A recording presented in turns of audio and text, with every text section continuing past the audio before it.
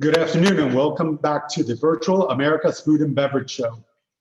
Today we have the session called Market Trends in the Caribbean and Latin America, featuring Alice Ancona, Senior Vice President of the World Trade Center Miami. If you don't know Alice, Alice is the head of our Trade Numbers Division and knows the trade stats back and forth. Our 4 p.m. session called Top 10 Tips for Locating an Agent Distributor has been rescheduled. So we'll let you know and send you and update the agenda.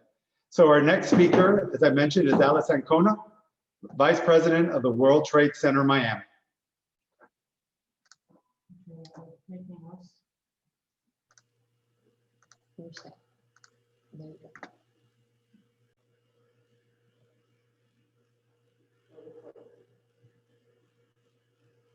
My session disappeared. Got it. Good afternoon, everyone.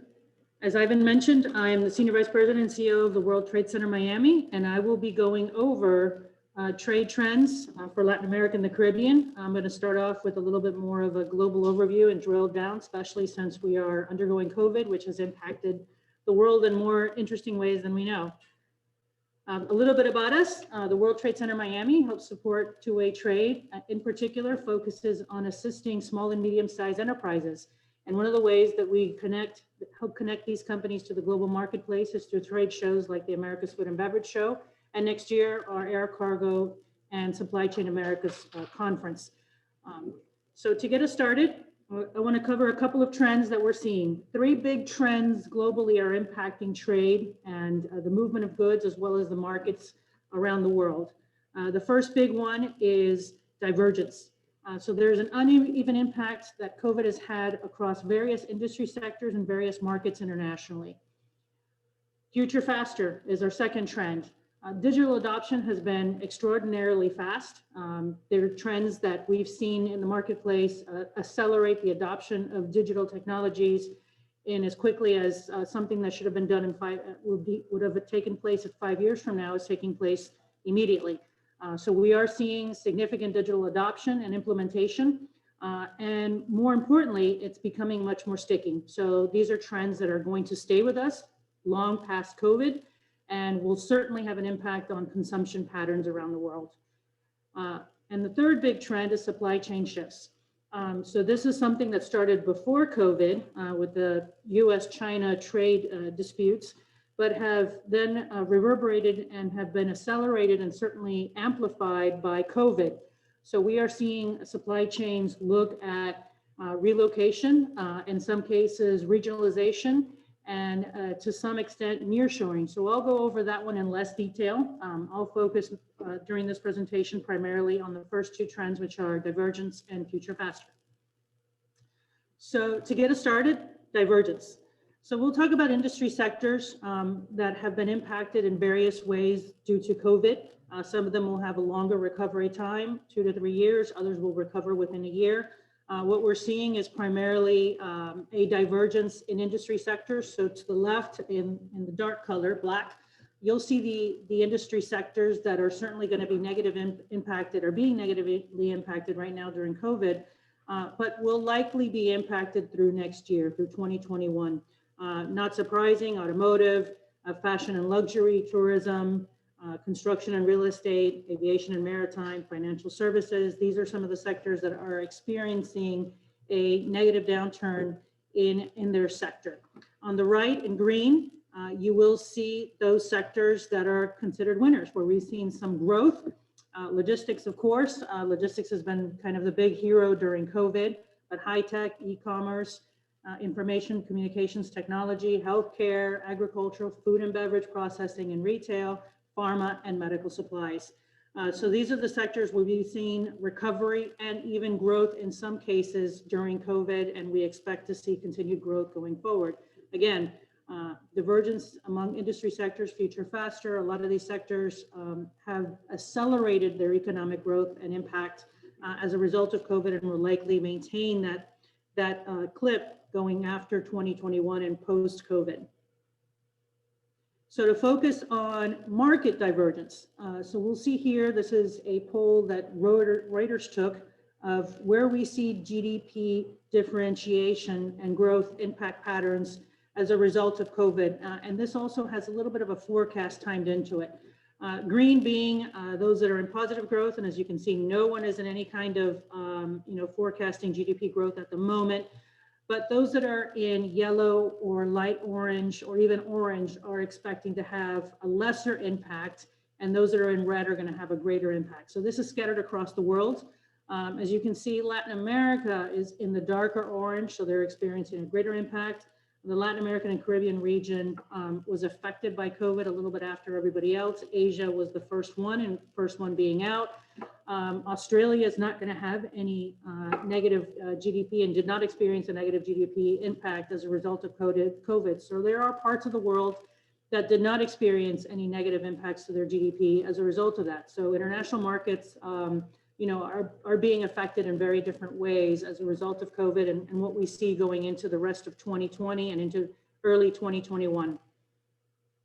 So Latin America, we are seeing significant challenges to Latin American and Caribbean economies. IMF recently projected an 8.1% decrease in GDP for Latin America for 2020. Now they are projecting a positive increase going into 2021. And if you see the chart on the right, this covers a little bit of Central America, the Caribbean, and then primary markets in Latin America, such as Argentina, Brazil, Chile, Colombia, Mexico, and Peru. We do see a negative impact in 2020, of course, and that's pretty much across the globe. So that's not unusual for Latin America. But what you do see, and I'll talk a little bit more about that, is 2021, we're beginning to see projections for positive economic growth. Now for the Caribbean in particular, and this is something that's important to our audience today, there is a slight differentiation for Caribbean countries that are tourist dependent and those that are commodity exporters.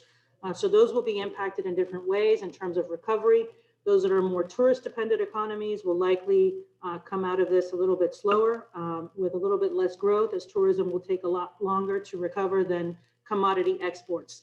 But we do see pretty good growth across the rest of the major markets in Latin America into 2021. Here we'll do see the impact of COVID across GDP growth for select countries in a much more greater detail. These are forecasts that include 2021, which is kind of a dark blue, almost black, and then 2022, which is a lighter blue. 2019 was the red, and gray is 2020, where we are now. So no surprise, a lot of these economies took a fairly significant hit during COVID right now in 2020. But for the most part, all are expected to have a healthy recovery into 2021 and into 2022. 2019 did have already a negative impact in places like Argentina and Mexico, which saw a slight slowdown. But we are looking forward to a more positive 2021 for these markets in Latin America in particular. This is a greater detail, and this presentation will be shared, so I know that it's a little bit hard to read, but I do want to talk a little bit more about the overall Latin American, Caribbean respective effects on GDP growth for 2020 and 2021. If you notice the red arrows, they identify Venezuela and Nicaragua's places where it is not, they're not expected to have any growth into 2021. Just about everyone was impacted in 2020, of course, with COVID. And that is the light blue bar graph. The only country that did experience economic growth was Guyana in 2020. Everyone else was obviously impacted in negative ways. You'll see the green arrows, and I'm focusing on select countries where we are expecting significant recovery in 2021. That's Aruba in the Caribbean, Peru in South America, and Barbados. Aruba is expected to have a 9% economic growth rate in 2021. Peru 7.29 and Barbados 7.4. For the most part, everyone's ranging between 2 and 4% recovery, with some exceptions in 5 or 6%. But the majority are going to be between the 2 to 4% range growth in 2021 with those exceptions. Tourism is a big impact on the bulk of the Latin American and Caribbean economy, particularly in the Caribbean. So we are looking to a recovery in tourism. Some countries are beginning to reopen. We're beginning to see some sort of rebound once those openings start rolling in. And the Caribbean's already beginning to open to US visitors, which will have a positive impact on those economies that are tourist dependent in particular. But this is what's going to be impacting a lot of the recovery in Latin America and the Caribbean. Again, as noted, tourism and their dependence on commodity exports. But the Caribbean is beginning to slowly reopen to US visitors. It was less affected by COVID, but it is more significantly affected by the closure of tourism and the reduction of travel coming into the region. This is also tied to consumption patterns such as hotels, resorts, restaurants that are also part of that tourism economy and are consumers of food and beverage products from the US. So I'll go into a bit more detail on US origin exports into the region. And these are key food and beverage exports by select commodities. You'll see a harmonized code, the first 2 digits on the left side. And I'm covering key ones. So if you'd like greater detail, we can certainly provide greater detail on a variety of other products that are in food and beverage, but these are the top US exports globally. And you'll see that column first up, and then Mexico, Latin American, and the Caribbean. So there are a few products that did see year-to-date growth in terms of exports globally and into Mexico, Latin America, and the Caribbean. Cereals being one of them that saw growth globally and in the Latin American Caribbean region. We did see food industry residues that also saw growth throughout, globally as well as in Latin America and the Caribbean. Dairy products that experience growth globally, but not in Latin America and the Caribbean. So you do see a divergence in certain products. Some of them did well around the world. Others did not do as well in Latin America and the Caribbean. So you do see that separation. And then the last one, animal and vegetable fats and oils, that has done well both globally and in Latin America and the Caribbean with a 20% year-to-date growth rate. So that's fairly significant in terms of export opportunity for US exporters for this particular product. Now to go more specifically, this is the Caribbean. These are key, again, food and beverage exports into the Caribbean region. The 3 areas where we did see growth year to date: cereals, edible vegetables, and milling products such as wheat, gluten, etc. So those did experience year-to-date growth despite COVID. And I did want to highlight the top figures above, which shows annual exports to the Caribbean, US exports to the Caribbean from 2017, 2018, 2019. So we were on a healthy clip when it comes to the Caribbean in terms of US exports. But of course, COVID did impact a lot of that export growth. We are at negative 22% year to date. So August, as opposed to August 2019 versus August 2020. And I'll move on to Mexico and Latin America. So again, these are key food and beverage exports to the region. We did have a larger variety of areas where we did see some growth in terms of food and beverage. So if you notice, cereals again continued relatively, the same as last year. But food industry residues, beverages, dairy, edible vegetables, animal and vegetable fats did experience some growth year to date on these products for Latin America and the Caribbean. So there are some sectors some commodities that are doing well in the region, and certainly demand has picked up in certain areas for certain US exports to Latin America and the Caribbean. So again, if anyone wants any further detail on some of these products and commodities, feel free to reach out. My contact information will be at the end, and we can go into greater detail on these specific products into Latin America and the Caribbean. So, I wanted to kind of wrap up on US origin exports. Well, for the most part, I think we've seen a pretty significant downturn on global exports. So everyone around the world exporting globally has experienced a negative downturn. Going into the numbers and going into specific items, there are some good news stories, not a lot, not many, but at least that gives us, some sort of idea that there are products that are making headway within the region. Our second trend is future faster, and I'm going to focus on digital adoption and how that's impacting consumer trends. I'll talk a little bit about what's going on globally, but I'll talk also a little bit about what's going on in Latin America and the Caribbean and what we can expect going forward and how you all can plan your strategies as you look at global markets and how to better target your customers around the world, but in particular for this hemisphere. So This is from McKinsey. They recently did a survey in terms of consumer adoption of digital channels. This was global. So they looked at a variety of sectors: banking, grocery, apparel, and travel. So we can see a fairly significant, not just uptick in terms of first-time users, and that's the bar in the bottom that's white, and these are first-time users. And of course, regular users are in the blue. For grocery, so this impacts the food and beverage sector, we did not only see a healthy amount of people that are regular users, but 31% are now first-time users for adoption of digital technologies. And this included not just e-commerce, but also m-commerce, which is mobile commerce, purchases that are done on mobile devices. That also saw a healthy uptick. So people aren't just making their consumption decisions on a laptop or a computer, they're also making it on their mobile phone. But this is a number in terms of not just on the rise, but we have a healthy amount of new consumers. Why this matters is, again, some of these digital technologies, we're going to see a pretty good stickiness. So there's certainly a good data and good research that indicates that these consumption patterns will stay past COVID. So speaking of how many people plan on continuing to use digital technologies for their purchases going forward, more people are expected to do this than before, post-COVID than after COVID. And if you see the top bar in gray, it's food and groceries.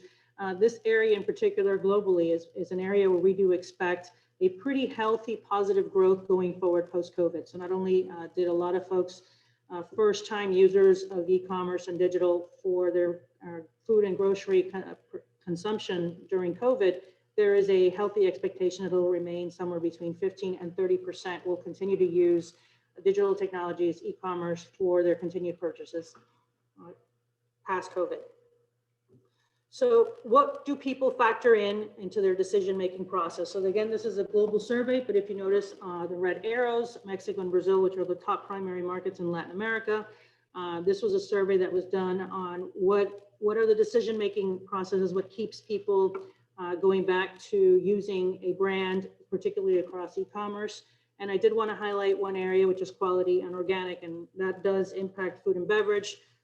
This is the second factor that people use in terms of making a decision or making a choice as it relates to products that they are going to be switching to going forward. So this is for new brands across various countries. So this is loyalty. So in terms of incorporating these behaviors, not only trying new brands, but also using e-commerce going forward. Again, I highlighted Brazil and Mexico. That's into the 80%.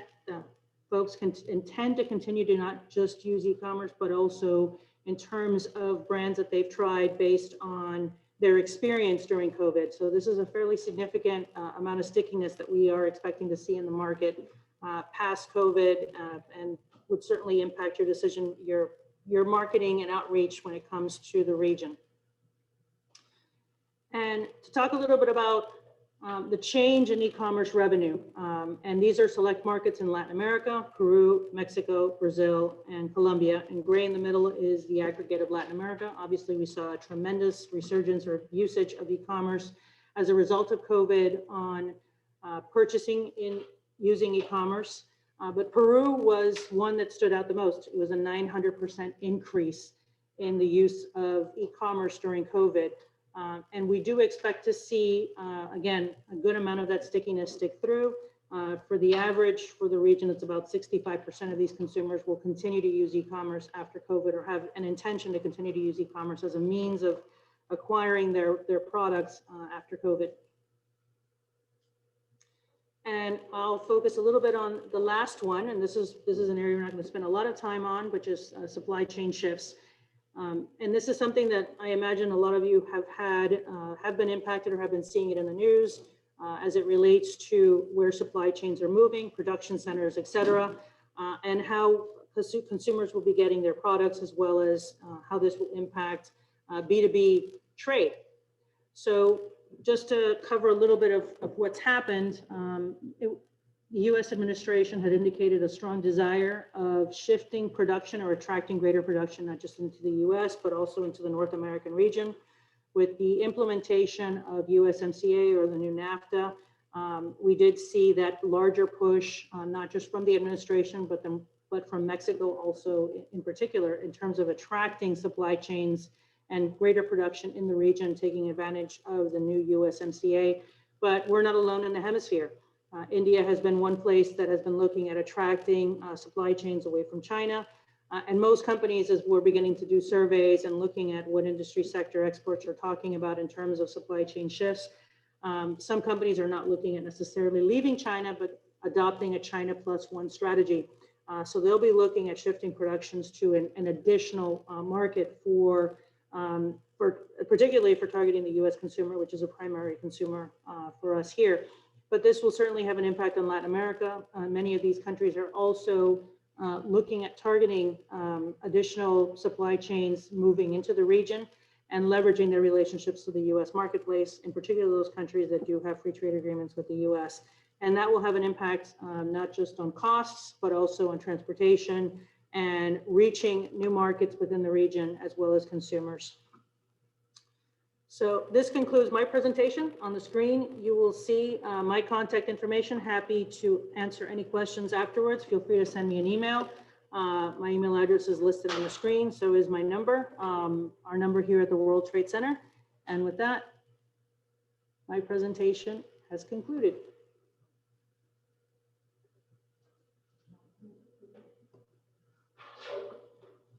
I'll give a minute to see if anyone has any questions, and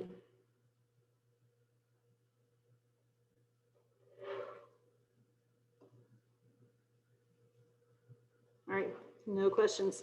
So we'll be posting all presentations, to include this one, on our America's Food and Beverage website after the conference. So look for it after November 14th. And again, otherwise, feel free to reach out to our email address and our phone should you have any additional questions or would like any further detail. Thank you. Do I end meeting for all?